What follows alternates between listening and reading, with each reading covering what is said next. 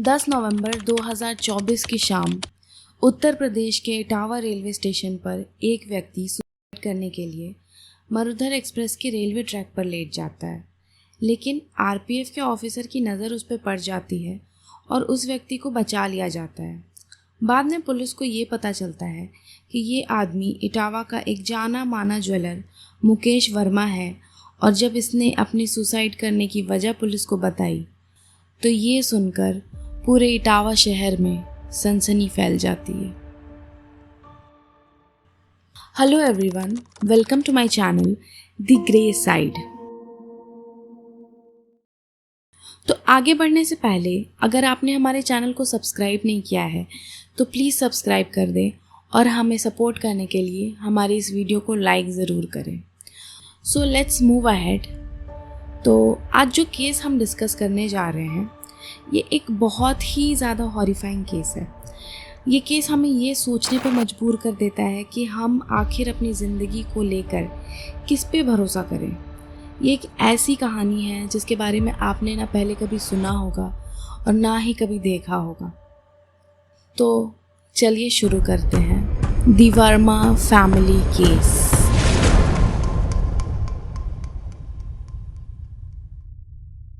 RPF ने जिस व्यक्ति को सुसाइड करने से बचाया था वो इटावा के लालपुरा इलाके का 45 साल का ज्वेलर मुकेश वर्मा था। वो लालपुरा में एक 2 फ्लोर्स के खानदानी मकान में पहले माले पर रहता था, जहां उसकी दूसरी बीवी और 3 बच्चे भी साथ रहते थे। मुकेश के 6 भाई थे जो सब उसी घर में रहते थे, और मुकेश की पहली वाइफ उषा वर्मा की 2005 में ही कैंसर से डेथ हो गई थी। पहली शादी से उसकी एक बेटी भव्या वर्मा भी थी। उषा की डेथ के कुछ ही टाइम के बाद मुकेश ने रेखा वर्मा से दूसरी शादी कर ली, और इस शादी से भी उसे 2 बच्चे हुए, जिनमें बेटी काव्या और एक छोटा बेटा अभिष्ट था। इनकी फैमिली काफ़ी खुश रहती थी और परिवार के 5 लोगों में काफ़ी प्यार भी था।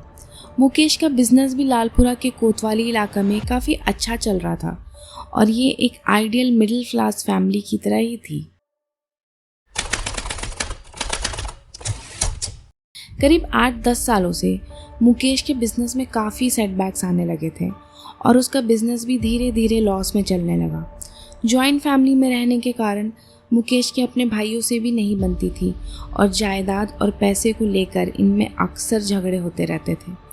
परिवार में इतना कलेश और लाखों के रुपए कर्ज होने की वजह से वर्मा फैमिली काफ़ी परेशान हो चुकी थी, और इसी वजह से पूरी फैमिली ने सुसाइड करने का प्लान किया।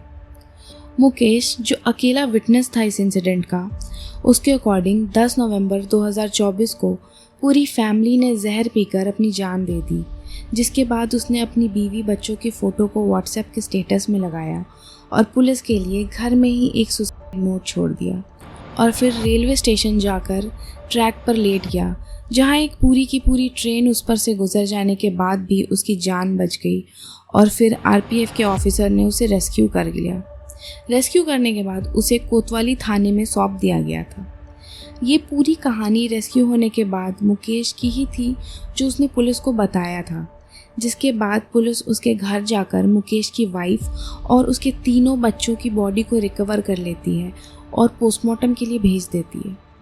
पुलिस को घर पर वो सुसाइड नोट भी मिलता है जो मुकेश ने उनके लिए लिखा था, और उस नोट के बेसिस पे मेंटल हैरासमेंट करने के लिए पुलिस मुकेश के 2 भाइयों को भी अरेस्ट कर लेती है। इतनी बातों के मीडिया में आने के बाद अब हर कोई यही जानना चाह रहा था कि आखिर क्यों पूरे परिवार ने जहर खा लिया, पर मुकेश ने ट्रेन से कटकर जान देने का फैसला किया। लेकिन इसी बीच बॉडी की पोस्टमार्टम रिपोर्ट भी आ जाती है, और जो खुलासा होता है उसने पूरे देश को हिला कर रख दिया था। इस रिपोर्ट ने पूरे केस और लोगों के सेंटिमेंट्स को ही पलट कर रख दिया। पोस्टमार्टम रिपोर्ट में जो शॉकिंग बात सामने आती है वो ये थी कि रेखा, भव्या, काव्या और अभिष्ट की मौत जहर खाकर सुसाइड करने से नहीं, बल्कि उनका मर्डर किया गया था।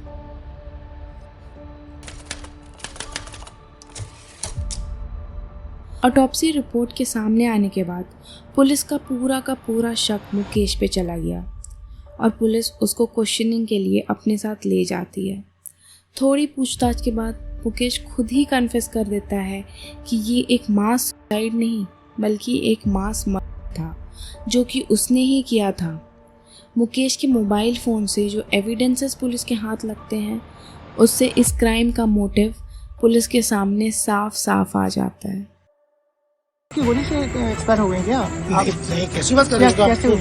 गले से रस्सी से। तो बस अपने खुद से लगाई थी कि आपने लगाई थी? हमने लगाई थी और कौन लगाई? 10 साल से घरेलू कुछ उलझन दिमाग में चल रही थी, उस चक्कर में हम सहन नहीं कर पा रहे थे। उसके बाद अभी 2 साल से दिल्ली से और टेंशन हमारे ऊपर ज़्यादा लग गई। तो अभी करवा चौथ के पहले ऐसी बन के हमने आज हम खत्म होने जा रहे थे, बोले ऐसा काम न करिए संगी करो।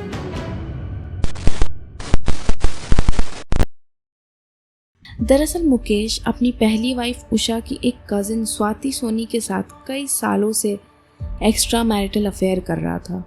स्वाति एक डिवोर्सी थी जो कानपुर में रहती थी और मुकेश की करेंट वाइफ रेखा को उसके बारे में पता चल गया था, जिसकी वजह से इनके घर में काफ़ी झगड़े होते रहते थे। कई बार ये झगड़े हद से काफ़ी आगे बढ़ जाते थे और इसीलिए मुकेश अपनी फैमिली से तंग आ गया था और अपने बीवी बच्चों को रास्ते से हटाकर स्वाति के साथ शादी कर एक नई लाइफ की शुरुआत करना चाहता था, जिसमें स्वाति ने भी उसका उतना ही साथ दिया और इस घिनौने काम को अंजाम देने के लिए दोनों ने 10 नवंबर 2024 का दिन चुना।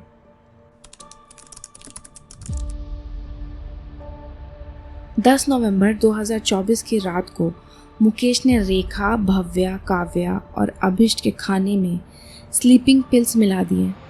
रात को खाना खाकर पूरा परिवार सोने चला गया और 1-1.5 घंटे के बाद सारे के सारे लोग नींद में ही बेहोश हो गए, जिसके बाद उस राक्षस पति और पिता ने एक एक कर अपनी वाइफ और तीनों बच्चों का नायलॉन की एक रस्सी से गला घोंट दिया।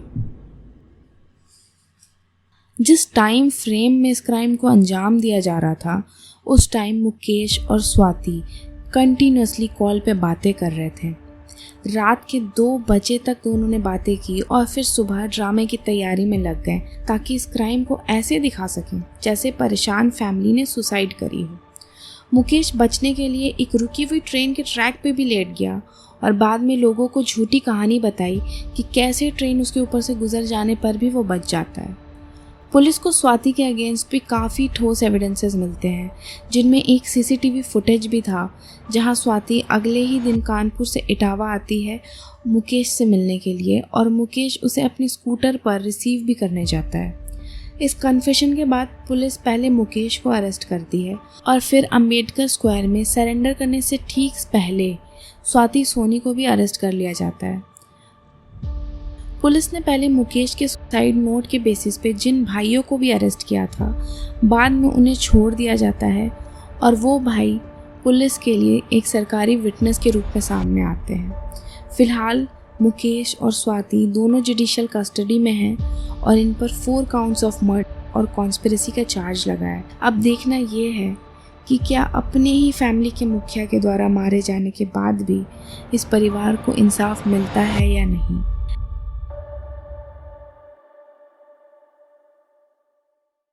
ऐसे केसेस जितने डिस्टर्बिंग होते हैं उनसे उतने ही ज़्यादा सवाल भी जुड़े होते हैं, जैसे एक इंसान आखिर कितना गिर सकता है कि अपने निजी स्वार्थ के लिए अपने ही बच्चों का खून कर दे और तो और खून करने के बाद एक नई ज़िंदगी की तैयारी में भी लग जाए। इस केस के बारे में आप क्या सोचते हैं? अपनी राय हमें कमेंट सेक्शन में ज़रूर बताएं। तो मिलते हैं अगली वीडियो में, तब तक के लिए अलविदा और वीडियो पूरा देखने के लिए धन्यवाद।